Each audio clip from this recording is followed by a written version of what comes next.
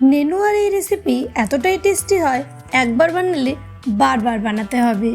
নমস্কার, welcome to cooking with ইচ্ছে। আজ আমি আপনাদের সাথে নেনুয়ার একটা রেসিপি শেয়ার করব। সেজন্য এখানে 4টে নিয়ে নিয়েছি নেনুয়া। আর নেনুয়াগুলোর এরকমভাবে খোসাটা সবগুলোরই আমি ছাড়িয়ে নেব। আপনি চাইলে বটিতেও এই কাজটা করতে পারেন।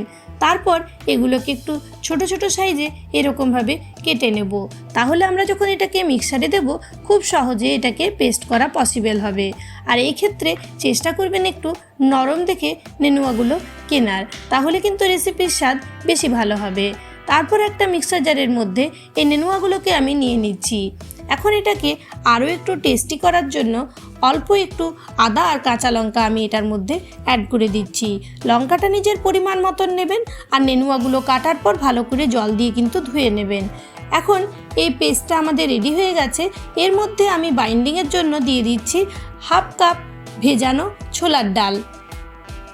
তারপর এটাকে একবার ঘুরিয়ে নেব। এটাতে কিন্তু আমরা আলাদাভাবে আর জল অ্যাড করব না।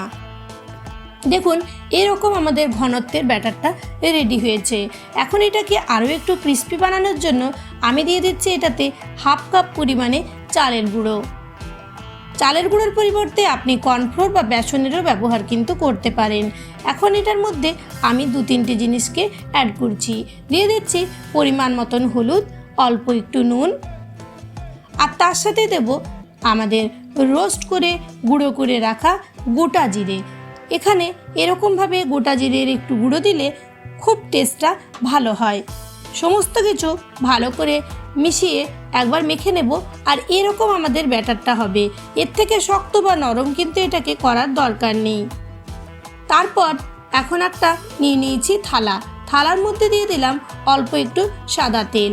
সাদা তেলটা খুব ভালোভাবে ব্রাশ করে নিতে হবে।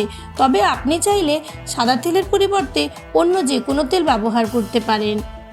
এখন এটার মধ্যে আমাদের রেডি করে রাখা ব্যাটারটা অ্যাড করে দিতে হবে। তারপর ব্যাটারটাকে ভালো করে থালার মধ্যে খুব ভালোভাবে এরকমভাবে দিয়ে দিতে হবে। চারদিক সমান করে এটাকে মেলে নিতে হবে। দেখুন এরকম পুরো একটা চামচের সাহায্যে আমি এখানে এটাকে ভালো করে মেলে দিলাম থালার গায়ে। তারপর আমরা যে পাত্রটাতে ব্যাটারটা রেখেছিলাম সেটাতে অল্প একটু জল আমি নিয়ে এটাকে ঢেকে রেখে দেব। এদিকে কড়াইয়ে বসিয়ে দিয়েছি অল্প একটু গরম জল। তারপর এখন থালাটা এটার মধ্যে বসিয়ে মোটামুটি 10 মিনিটের মতন মিডিয়াম টু হাই ফ্লেমে এটাকে রান্না করে নেব। এটাকে যদি এখন ঢাকা দেওয়া হয় তাহলে কিন্তু ভিজে ভিজে হয়ে যাবে, তাই এটাকে খুলে এভাবেই কিন্তু এটাকে বয়েল করতে দিয়ে দিতে হবে। আর এই ভাপেই কিন্তু এটা রেডি হয়ে যাবে।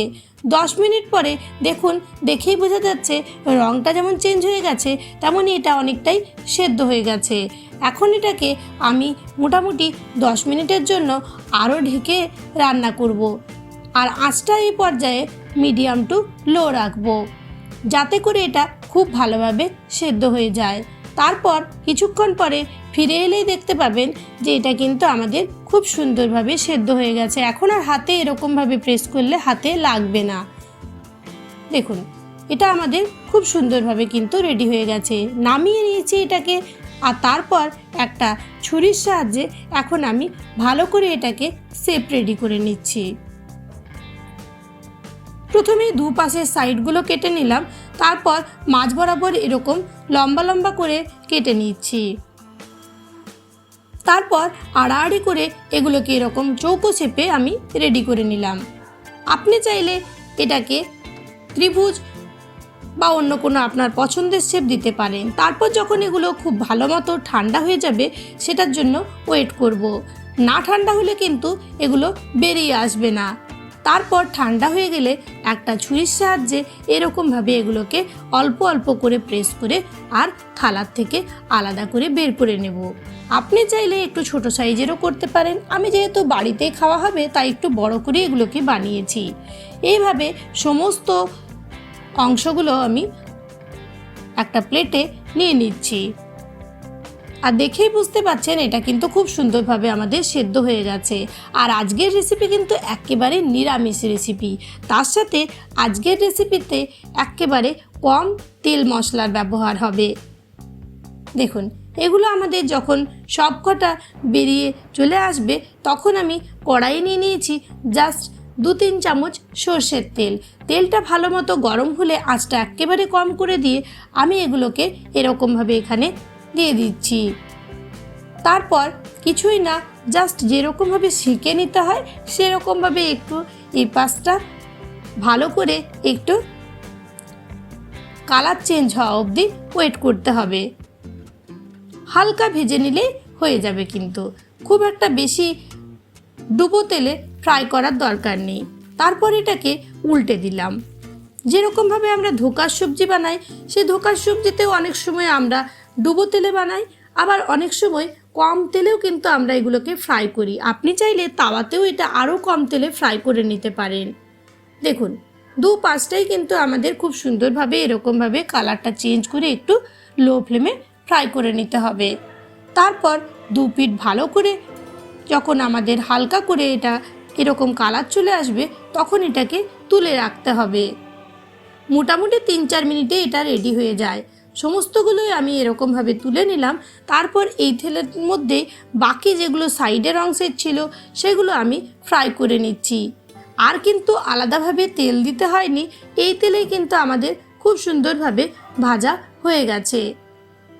তো সমস্ত নেনুয়া আমাদের ফ্রাই হয়ে গেল। আর এখন এগুলো দেখে কেউ বলবেও না যে এটা নেনুয়ার সবজি। দেখুন এখন আমি সর্ষের তেল আরও দিয়ে দিয়েছি 1.5 চামচ পরিমাণ, বড় চামচের। তারপর এটার মধ্যে দিয়ে দিলাম একটা তেজপাতা, 1 চামচ ছোট চামচের গোটা জিরে, আর দিলাম অল্প একটু হিং। হিংটা দিলে ফ্লেভারটা ভীষণ ভালো হয়। এই তেলের মধ্যেই দিয়ে দেবো 1 চামচ কাশ্মীরি মির্চের গুঁড়ো, তাহলে রঙটা খুব ভালো আসবে। তার সাথেই দিয়ে দিচ্ছি এটাতে কালারের জন্য অল্প একটু হলুদ। আঁচটা কিন্তু একেবারে কম করে দিতে হবে, না হলে নিচে ধরে যাবে। এখন এটার মধ্যে দিয়ে দিচ্ছি আদা আর কাঁচা লঙ্কা বাটা। আদা কাঁচা লঙ্কা বাটাটা আজকে আমি 2 চামচ এখানে ব্যবহার করব। কেন বলুন তো, একেবারে নিরামিষ সবজি না, একেবারে ম্যাড়মেড়ে হবে, তাই অল্প একটু বেশি পরিমাণ দিয়ে দিলাম। দিয়ে দিচ্ছি টমেটো একটা। তারপর অল্প একটু ভালো করে টমেটোটা মিশিয়ে নিলাম। এখন এটার মধ্যে কয়েকটা শুকনো মশলা দেব 1/2 চামচ পরিমাণে বড় চামচের জিরের গুঁড়ো, 1/2 চামচ পরিমাণে বড় চামচের ধনের গুঁড়ো। তবে আপনি যদি অতিথি আপ্যায়ন বা স্পেশাল দিনে বানান তাহলে মশলার পরিমাণগুলো আরও একটু বাড়িয়ে দিতে পারেন।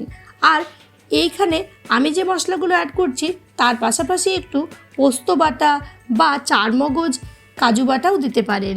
আমি একেবারে ঘরোয়াভাবে বানাচ্ছি। দিয়ে দিলাম পরিমাণ মতন হলুদ, নুন আর অল্প একটু মিষ্টি। মিষ্টিটা একেবারেই অপশনাল, আপনি নাও দিতে পারেন।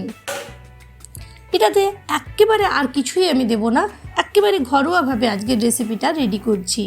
এখন কম তেল যেহেতু দিয়েছি অল্প ওয়েট করতে হবে যাতে টমেটোটা নরম হয়ে যায়, তাই কম আছে 3-4 মিনিট আমি ওয়েট করেছিলাম যাতে করে সমস্ত কিছুটা ভালো করে কাঁচা গন্ধটা চলে যায় আর টমেটোটাও আমাদের খুব সুন্দরভাবে একটু নরম হয়ে যায়। আর দেখুন টমেটোটা কিন্তু আমাদের খুব সুন্দরভাবে নরম হয়ে গেছে, একেবারে ম্যাশড হয়ে যাচ্ছে। আর তেলও কিন্তু খুব সুন্দরভাবে ছাড়তে শুরু করেছে। তো ভালো করে একবার ভালো করে এরকম ঘুরিয়ে নিতে হবে যাতে নিচে না ধরে যায়। এখন এটার মধ্যে আমরা যে জলটা রেডি করেছিলাম সেটা দিয়ে দিলাম।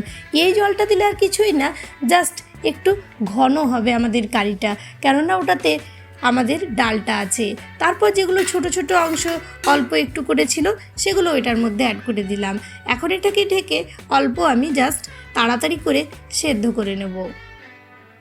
সেদ্ধ আর কিছুই না, জাস্ট ফুটিয়ে নেব। এখন ঢাকনাটা খুলে নিলাম, দিয়ে দিলাম 1 চামচ ঘি, কেননা আগে এগুলো দিতে হবে। এইটা দিয়ে বেশিক্ষণ আর আমি রাখবো না। দিয়ে দিচ্ছি 1 চামচ পরিমাণে বড় চামচের গরম মশলার গুঁড়ো। আপনি চাইলে বাড়িতেও কিন্তু গোটা গরম মশলা বেটে সেটাও ইউজ করতে পারেন। তারপর আঁচটা কম করে দিয়ে এখন আমাদের ভেজে রাখা নেনুয়া দিয়ে দিলাম এটার মধ্যে। তারপর আর কি কম আছে অল্প একটু ওলট পালট করে এরকমভাবে ঢেকে রাখবো 5-7 মিনিট লো ফ্লেমে, যাতে এটাতে কারিটা খুব সুন্দরভাবে ঢুকে যায়। তারপর ঢাকনা খুললেই রেডি আজকের রেসিপি। কেমন লাগলো আজকের রেসিপি কমেন্ট করে জানাতে ভুলবেন না।